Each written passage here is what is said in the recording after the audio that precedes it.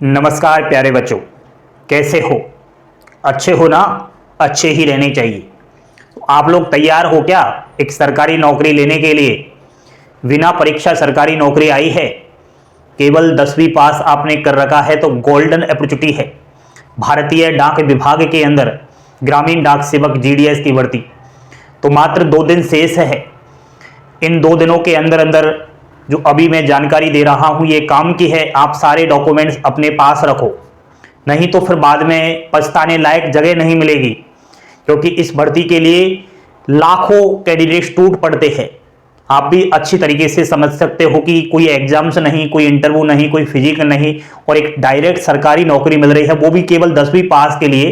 तो यहाँ पर भीड़ तो होने वाली है, लेकिन आपको इस भीड़ से, इस महाकुंभ से अगर बाहर निकलना है तो अच्छे से ट्रिक्स अपनानी पड़ेगी, प्लानिंग करनी पड़ेगी, दिमाग लगाना पड़ेगा।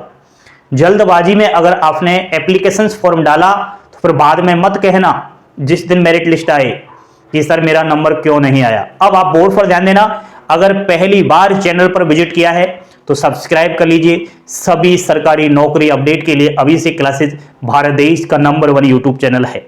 एंड भगवान ने जो प्यारी प्यारी उंगलियां दी है, लाइक का बटन दबा देना इन उंगलियों से। मैं बात कर रहा हूं इंडियन पोस्ट ऑफिस जीडीएस भर्ती की, जो शेड्यूल 1 जनवरी 2025 के नाम से आ चुकी है। मात्र 2 दिन शेष है। तो यहां पर इस बात को बोलने के बाद कुछ विद्यार्थी बोलने वाला है, सर आपने कैसे कह दिया कि मात्र 2 दिन शेष है और शेड्यूल 1 जनवरी 2025 के नाम से यह भर्ती आ रही है, साइकिल 5 के नाम से क्यों नहीं आ रही, साइकिल 6 के नाम से क्यों नहीं आ रही? तो आपको मैं एक 16 जनवरी को डिपार्टमेंट ऑफ पोस्ट के द्वारा जो नोटिस जारी हुआ, जो इस वैकेंसी का टाइमलाइन जारी हुआ, उसको थोड़ा बोर्ड पर बताना चाहूंगा। आप में से काफी सारे स्टूडेंट्स ने इस नोटिस को पढ़ लिया होगा, और ये टाइमलाइन, ये शेड्यूल बोल रहा है कि फाइनली 2 दिन शेष बचे हुए हैं और 29 जनवरी को ऑफिशियली जीडीएस एंगेजमेंट की वेबसाइट पर नोटिफिकेशन जारी हो जाएगा।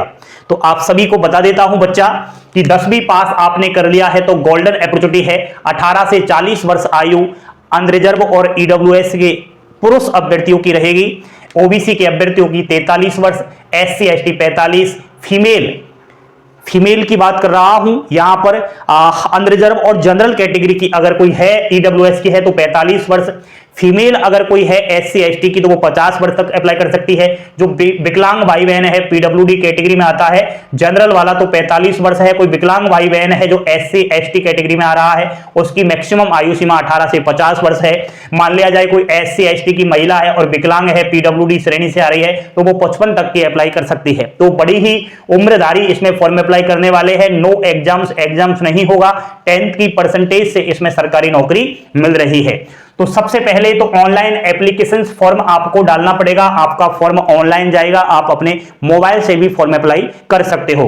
तो उस समय कौन कौन सी आपके पास जानकारियों का होना जरूरी है? एक तो आपकी 10th की मार्कशीट, बिल्कुल 10th की मार्कशीट होना चाहिए। और 10th की मार्कशीट से मुझे याद आया, क्योंकि ये भर्ती बिना परीक्षा है तो काफी सारी ये खबरें आती है। पिछले 2024 में भी ढेरों सारी खबरें आई थी ऑल इंडिया से कि 10वीं की फर्जी मार्कशीट बनाकर के जीडीएस नौकरी लेने वाले पकड़े गए। तो अगर आप लोग पकड़ में आ गए तो जेल की हवा खाओगे, चक्कियां पीसनी पड़ेगी, ठीक है? तो इसलिए किसी भी जाल के झांसे में नहीं आना। बहुत ज्यादा सक्रिय हो जाते हैं जब ये भर्ती आती है, फ्रॉड वाले, लाखों रुपए की धांधलियां होती है, बच्चों को पागल बनाया जाता है। कहते हैं कि हम आपको 10वीं की मार्कशीट बनाकर देंगे और उस मार्कशीट में 95+% नंबर डाल देते हैं। तो जब डॉक्यूमेंट वेरिफिकेशन करवाने जाते हैं तो उस समय क्या होता है, वो पकड़ में आ जाते हैं। क्योंकि आजकल वो सिस्टम नहीं रहा प्यारे दोस्तों।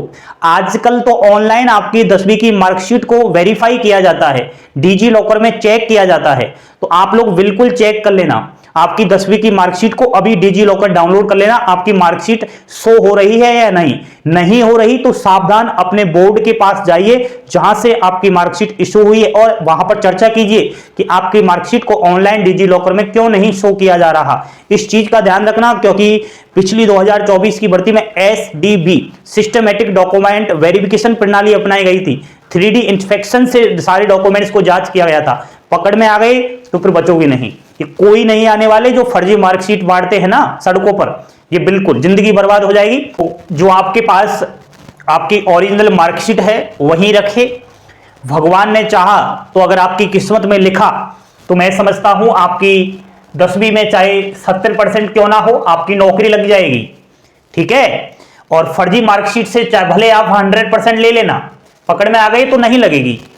तो जीडीएस मिल जाएगा तो ठीक है, नहीं तो भारत देश के अंदर विभिन्न सारी और भी भर्तियां हैं, इसीलिए ये यूट्यूब चैनल जाना जाता है। सभी सरकारी नौकरी अपडेट पाने के लिए अभी सभी भाई बहन इस चैनल को सब्सक्राइब कीजिएगा। जीडीएस के अलावा जितनी भी वैकेंसियों की अपडेट मिले सबको देखा करो और सभी में फॉर्म अप्लाई करो। नेक्स्ट है एप्लीकेशन फॉर्म डालते समय या तो आपके पास आधार कार्ड या वोटर आईडी दोनों में से एक अवेलेबल होना चाहिए। पासपोर्ट साइज फोटो बनवा लिया होगा, एक फोटो बनवा लेना बहुत है, लेकिन आजकल एक तो कौन बनाता है, 8 से कम तो कोई बनवाता नहीं है, तो वो बनवा लेना, लेकिन नया ही बनवाना। अगला है मोबाइल नंबर। अब ये मोबाइल नंबर वही देना जो एक्टिवेट रहे, जो बिल्कुल आप चालू रखते हो। अगर आप मोबाइल नंबर चालू नहीं रखते, बार बार में सिम चेंज करते रहते हो, तो आपके परिवार में जो आपका फादर्स है या मदर्स है, जो जिम्मेदार आदमी है, ठीक है, उसका नंबर दे दो, क्योंकि इस मोबाइल नंबर से बहुत ही काम पड़ने वाला है। ओटीपी वगैरह आता है, और जब आपका सिलेक्शन होता है तो डॉक्यूमेंट वेरिफिकेशन के लिए कहां जाना है, कौन कौन सी डॉक्यूमेंट्स लेकर आना है, वो सारी अपडेट आपको मिलती रहती है। सिलेक्शन हो जाएगा तो उसका मैसेज आएगा। 5th नंबर पर है ईमेल आईडी। मेरे ख्याल से आपने ईमेल आईडी बनवा ली होगी, और नहीं बनवाई तो बनवा लेना। 10 रुपए में कोई भी साइबर कैफे वाला बनवा देता है, या फिर आप स्वयं भी आजकल तो ईमेल आईडी बनवा सकते हो। वही ईमेल आईडी बनवाना जो चालू रखते हो आपके मोबाइल में। ठीक है, कई लोग क्या है, पासवर्ड ही भूल जाते हैं, फिर नई ईमेल आईडी क्रिएट कर लेते हैं, तो ये दोनों ही आप अपना रखना। नेक्स्ट है अनरिजर्व ईडब्ल्यूएस ओबीसी के वर्ग के बच्चे अगर सुन रहे हैं तो 100 रुपए रखना अपने पास, और ये 100 रुपए नगद नहीं चलेगा, ऑनलाइन होना जरूरी है। आपके फोन पे पेटीएम जो भी आप चलाते हो उसमें 100 रुपए का होना जरूरी है, क्योंकि जब आप एप्लीकेशन फॉर्म डालोगे तो 100 रुपए आपके कट जाएंगे। ठीक है, काटे जाएंगे, तब आपका फॉर्म सबमिट होगा। बाकी आप अदर कैटेगरी के हो, अनरिजर्व ईडब्ल्यूएस ओबीसी के अलावा, तो आपकी कोई भी फीस नहीं लगेगी। आप भले साइबर कैफे के पास भी मत जाना, मैं ही आपका फॉर्म भरवा दूंगा आपके स्वयं के मोबाइल से, वो भी 10 मिनट के अंदर।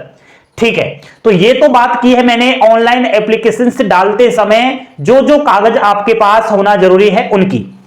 अब मैं बात करूंगा कि अगर आपका मेरिट लिस्ट में नाम आ जाता है तो आपको फर्स्ट दस्तावेज सत्यापन डॉक्यूमेंट वेरिफिकेशन के लिए जाना पड़ता है, और उस समय सारे डॉक्यूमेंट्स आपको अपने ओरिजिनल लेकर जाना होता है। फोटोकॉपी तो उनकी करवानी ही करवानी है। एक डॉक्यूमेंट्स की कम से कम 2 फोटोकॉपी करवा लेना, उन फोटोकॉपियों पर स्वयं के सिग्नेचर मार लेना। सर डॉक्यूमेंट वेरिफिकेशन करवाने मैं ही जाऊं या फिर किसी परिवार के सदस्य को भेज दूं? स्वयं कैंडिडेट्स को ही अपना डॉक्यूमेंट वेरिफिकेशन करवाने जाना होता है। उस समय आपको 10th की मार्कशीट और सर्टिफिकेट, देखो भाई लोगों, किसी किसी राज्य के अंदर मार्कशीट के अलावा एक सर्टिफिकेट भी दिया होता है बोर्ड के द्वारा, तो अगर आपके पास ये है तो दोनों ही ले जाना, नहीं है तो मार्कशीट लेकर जाना है। अगला है डेट ऑफ बर्थ सर्टिफिकेट। ये क्या है साथियों? डेट ऑफ बर्थ सर्टिफिकेट का मतलब है कि ऐसी कोई आईडी आपके पास हो जो वैलिड हो, जो सरकार से मान्यता प्राप्त हो, फोटो युक्त होनी चाहिए। तो मैं समझता हूं वैसे आपकी आधार कार्ड वगैरह में डेट ऑफ बर्थ होती है, लेकिन कहीं कहीं विद्यार्थियों के आधार कार्ड में त्रुटि अवश्य होगी, या तो पिताजी के नाम में गलती होगी या माताजी के नाम में गलती होगी। माताजी के नाम तो आजकल आता नहीं, और आपका जो है डेट ऑफ बर्थ भी गलत हो सकती है, मोबाइल नंबर अपडेट नहीं होते। तो इसलिए मैं एक ही रास्ता बताता हूं कि डेट ऑफ बर्थ सर्टिफिकेट के लिए आपकी 10th की मार्कशीट चल जाएगी, क्योंकि सभी की 10th की मार्कशीट में अपना डेट ऑफ बर्थ होता है, और 10th की मार्कशीट में जो डेट ऑफ बर्थ है उसको कोई भी फेल नहीं कर सकता, वो आर पार तक चलता है। अगला है कास्ट सर्टिफिकेट। देखो भाई लोगों, कास्ट सर्टिफिकेट को हम कम्युनिटी सर्टिफिकेट भी कहते हैं, जाति प्रमाण पत्र भी कहते हैं। एक बात याद रखना, सेंट्रल के फॉर्मेट में आपके कास्ट का सर्टिफिकेट होना चाहिए। सर ये सेंट्रल का फॉर्मेट क्या है? तो सबसे पहले समझिएगा, ईडब्ल्यूएस के अभ्यर्थियों आपके पास कुछ इस तरीके का आपके कास्ट सर्टिफिकेट होना चाहिए, ऑनलाइन वाला। इस फॉर्मेट में चेक कीजिएगा अभी। उसके अलावा ओबीसी की बात करूं तो ओबीसी के विद्यार्थियों के पास कुछ इस तरीके का होना चाहिए। और नेक्स्ट मैं बात कर रहा हूं एससी और एसटी के अभ्यर्थियों की, तो इनके पास अपनी जो जाति का सर्टिफिकेट है वो कुछ इस तरीके के फॉर्मेट में बना होना अति आवश्यक है। इसके अलावा किसी किसी भाई लोगों के पास ऑफलाइन वाला भी होता है, तो मैं समझता हूं ऑफलाइन वाला इसमें वैलिड नहीं किया जाता। एक चीज का याद रखना कि जो ईडब्ल्यूएस ओबीसी के बच्चे हैं उनका 1 ईयर पुराना कास्ट सर्टिफिकेट चल जाएगा, और 1 ईयर से ज्यादा ही पुराना है तो वो नहीं चलेगा। याद रख लेना, फॉर्म की जो लास्ट डेट है उससे मिलान करना होगा, और 1 ईयर वो कंप्लीट लास्ट डेट तक हो रहा है तो चल जाएगा। ठीक है, एससी और एसटी वर्ग का तो लाइफ टाइम चलता है, कोई दिक्कत है ही नहीं। अगला है पीडब्ल्यूडी सर्टिफिकेट। तो जो विकलांग श्रेणी से सिलेक्शन लेगा तो उनको एक अपना विकलांगता का प्रूफ तो दिखाना पड़ेगा, उसे हम पीएच कैटेगरी सर्टिफिकेट कहते हैं या फिर पीडब्ल्यूडी सर्टिफिकेट कहते हैं। नेक्स्ट है मेडिकल सर्टिफिकेट। तो मेडिकल सर्टिफिकेट किसी भी सरकारी अस्पताल, सरकारी प्राइमरी हेल्थ सेंटर, डिस्पेंसरी वगैरह से आप लोग बनवा सकते हैं, और मेडिकल सर्टिफिकेट का फॉर्मेट कुछ इस तरीके का बनवाना है। ठीक है, इसके अलावा मैं समझता हूं मेडिकल सर्टिफिकेट का फॉर्मेट आप लोग इस तरीके का अगर नहीं बनवाओ तो मैं समझता हूं वहां जहां से आप बनवा रहे हो वो भी चल जाएगा। Identify certificate. आइडेंटिफाई सर्टिफिकेट का मतलब होता है प्यारे दोस्तों, आपका चरित्र कैसा रहा। तो ये आप आइडेंटिफाई सर्टिफिकेट 8 व्यक्तियों में से किसी से भी वेरीफाई करवा सकते हो।